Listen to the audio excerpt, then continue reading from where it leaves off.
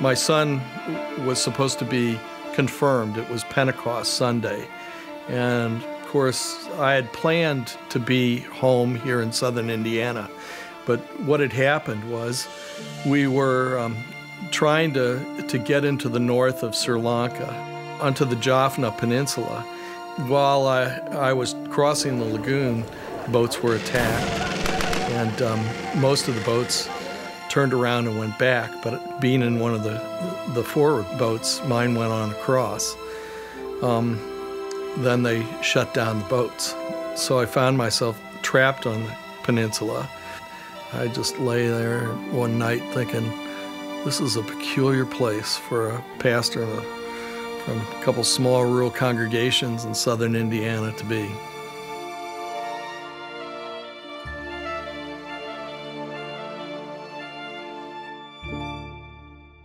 Lamar, Indiana is an unincorporated town in the rural hills near the Ohio River. It's not much more than a railroad crossing. But the pastor of its two churches, Reverend Paul Jan, known to his parishioners as Chip, felt that when they made the commitment to become a just peacemaking ministry, they needed to back up those words with action. When we first entered into this relationship with this church in Sri Lanka, one of the things that I recognized that these were some folks that risked for their congregations on a regular basis. There are people that had to live at risk because they were folks that were in the middle of a conflict. It was my feeling that too often in the American church we're adverse to risk, that we're oftentimes the most comfortable community you'll find. That just didn't sit well with what we are called to do. In 1993, Sri Lanka had been embroiled in a violent ethnic conflict for over a decade. The Jaffna Diocese of the Church of South India had a long-standing relationship with Chip's church. Most of the churches in this diocese were in rebel-controlled territory. They asked their American partners to bring international attention to the suffering of their people. A bomb landed here and a bomb landed in there.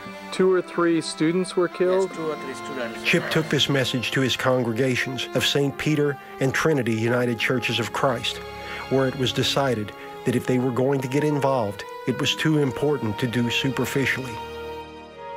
The just peacemaking paradigm was originated by Dr. Glenn Stassen, with degrees in nuclear physics, theology, and Christian ethics. The tenets of just peacemaking have been used to bring about the treaties that ended atmospheric nuclear testing and began the movement toward disarmament.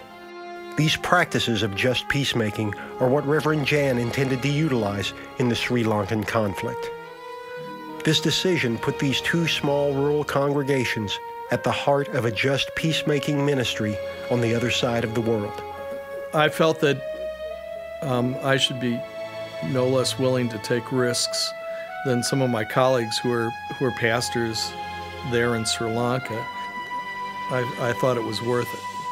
To undertake his mission, Chip would have to travel into areas controlled by the LTTE, the Liberation Tigers of Tamil Eelam, more commonly known as the Tamil Tigers. The LTT used what you'd consider terrorist tactics.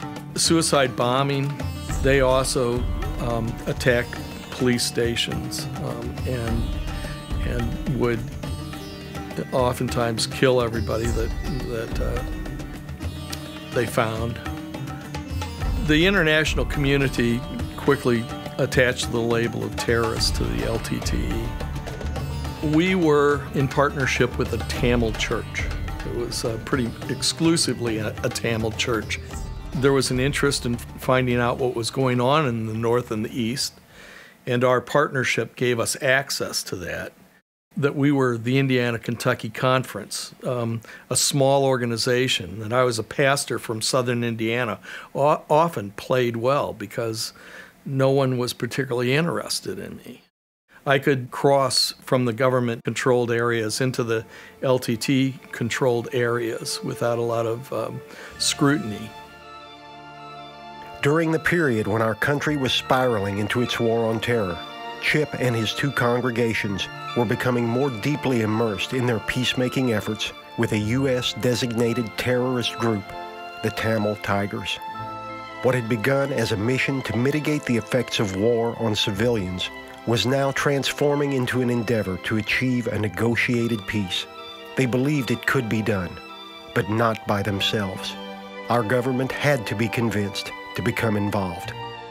That job fell to this pastor from rural Indiana and his 2 small congregations. But would Washington listen? Would anyone listen?